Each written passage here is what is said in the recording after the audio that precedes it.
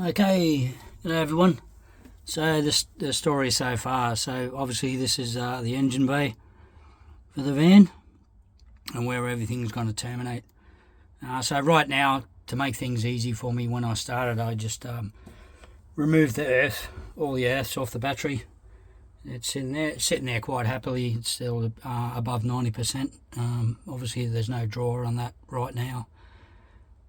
So first things first that I had to contend with was separating the old roof cable coming down from the roof for the old stick-on or flexible solar panels. So I had to separate the portable Anderson feed, okay, from the cables that were coming down from the solar panels on the roof, and I've just snipped them off there. They're obviously dead now. I've got no way of getting that out of the wall because it goes behind this wall, up the wall and then to the roof. So I'll cut the original cable again as well. So what the plan is now that I've separated and put new ring terminals on the Anderson plug for the portable solar, that'll go back onto the DC to DC. And then my idea then is I'm going to mount a Victron MPPT solar controller on this wall here, and then the roof solar will go to that, and then obviously across to the battery, making sure that I fuse it correctly. That's just the wire, it's a little cooling fan.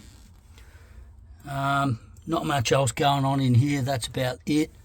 Removed those connections that were coming off the solar on the roof and into the DC to DC. So I've got myself a spare fuse there now, and I've just left that and connected the wires.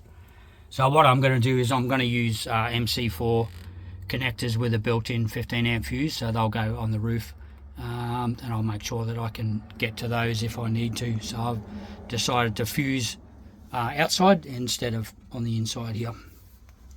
Righto, let's get outside.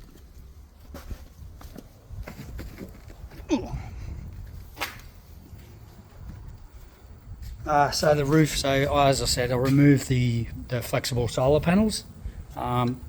That's the tool I use there that I got from Bunnings. It's got a blade on the end of it, and that made really short work at getting rid of those flexible panels off the roof, because they are Sikaflexed around the edges, and then they have double-sided tape running the full length of the solar panel. So I ripped those off. That's just a Caravan wheel that I used to get the double-sided tape off, and that worked really well. So if you're going to try and get rid of old flexible panels, that's probably the way to do it. That's just a bit of bog that I got from Bunnings also. I use that to seal up the termination point where the wires come off the flexible panels and into the roof, because I'm going to use a new point. That's just a hardener that you mix up with the bog, and we'll take a look at that in a minute. So what I'm going to do is I'm going to paint the roof with Raptor liner. One of the reasons why I did that was, I could have chosen a lot of different specific paints for painting caravans. What I didn't want up there again is a clear coat that I have to worry about up here in the far north with a lot of heat, and then eventually you're going to have to redo that clear coat. So with the Raptor liner, I don't have to worry about that clear coat. It does have a bit of a shine to it. So it comes in the two main colours. You can get a kit that's white, okay, and the other one is black. If you want a different colour, then you'll need to know what that colour is, and then the supplier, in this case, Wholesale Paints, okay, and then they can make up a tint that then you have to mix into the Raptor liner, righto, as well as the hardener. You can look up how Raptor works, okay.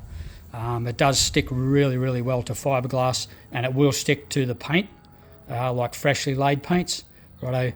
Just make sure that it has to be roughed up, so it's got to be a rough surface. So on the old paint, I used 120 grit, righto. That's pretty harsh, but what you want is you want a nice rough surface that the Raptor liner is going to take to. Tomorrow, Okay, I'm going to climb up on the roof. I'm just going to give it a one last go with these little Scotch-Brites, just to make sure there's no dust or debris or anything that's loose. Get rid of that, righto. And then before the Raptor goes on, it's wax and grease remover, right, to make sure that I'm going to get a good bond between the Raptor liner, okay, and the roof. Another reason why I went for Raptor liner is I also used it on the canopy on the ute. Sorry about the sun. Should have went around the other side. Used it on the Raptor liner, the ute, and it works really well. As you can see, when you use a roller, it's a textured finish. Even if you spray on, you'll still get a little bit of texture. The difference with the alley though is you do have to scuff up the alley, and then you have to put down an etch primer before you put down your Raptor liner on that. Whereas fiberglass, it'll work really well. Righto, let's pop up on the roof. Righto. Bloody sun.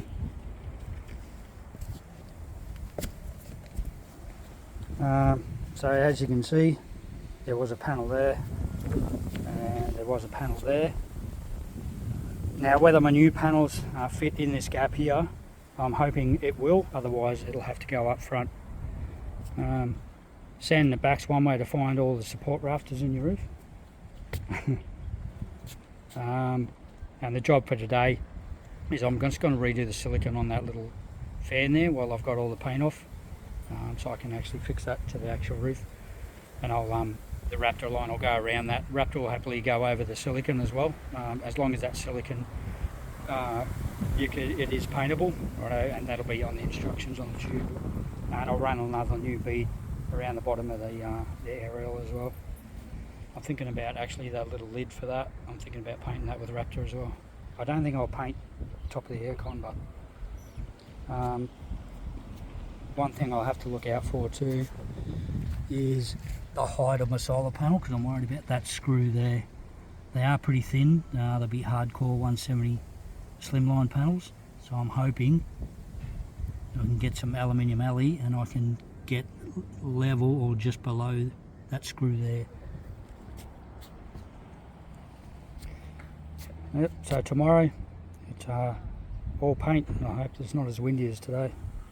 Anyway, thanks for watching guys, bye.